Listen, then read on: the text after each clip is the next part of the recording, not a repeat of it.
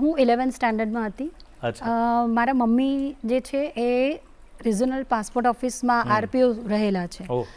સુરતની passport office મારા મમ્મીએ બનાવેલી છે, ભોપાલની પાસપોર્ટ ઓફિસ મારા મમ્મીએ બનાવેલી છે. હા, તો એમના થ્રુ એ ટાઈમે મમ્મી પાસપોર્ટ ઓફિસમાં હતા, હેમંત ચૌહાણ હતા અને એમને ફર્સ્ટ ટાઈમ ફોરેન જઈ રહ્યા હતા. એટલે એમને પાસપોર્ટ અર્જન્સીમાં જોતો હતો અને મમ્મી જોડે એમને મોકલ્યા હશે અને મમ્મી મીનવાઇલ સરસ આટલા દિગ્ગજ આર્ટિસ્ટ જોડે મમ્મી મળ્યા એટલે એમને એવું થયું કે હું ગાઉં છું એટલે મને કે, અને અમે ત્યારે પાસપોર્ટ ઓફિસમાં બાજુમાં જ રહેતા હતા એટલે એમને ઘરે હેમંત અંકલને બોલાવ્યા અને કીધું કે મારી દીકરી ગાય છે. એટલે હેમંત અંકલે મને કીધું કે તું આવ, રેકોર્ડિંગ સાંભળ. હજી નાની છે, 11મા ધોરણમાં હું હતી એટલે એમના રેકોર્ડિંગ સાંભળવા જતી.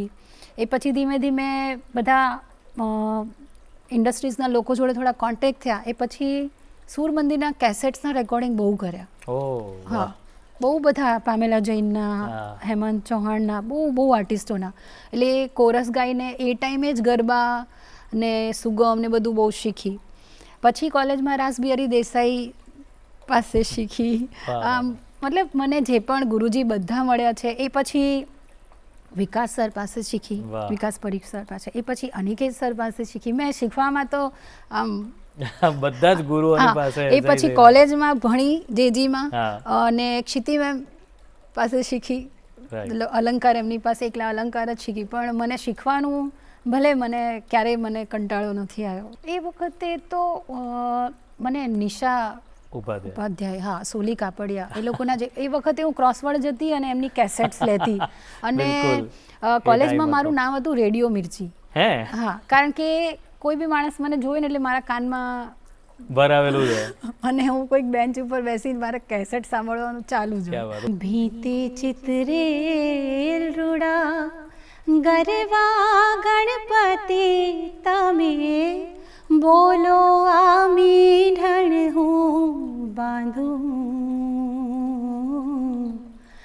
આખાતે આય ખાના મઘ મઘતા કંચવાની પારકી તે ગાંઠથી કાગાઠું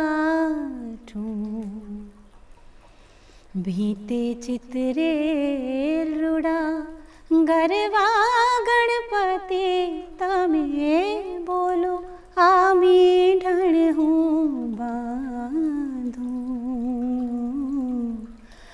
આખાતે આય ખાના મઘ મઘતા કંચવાની પારકી તે ગાંઠથી કાગાઠું.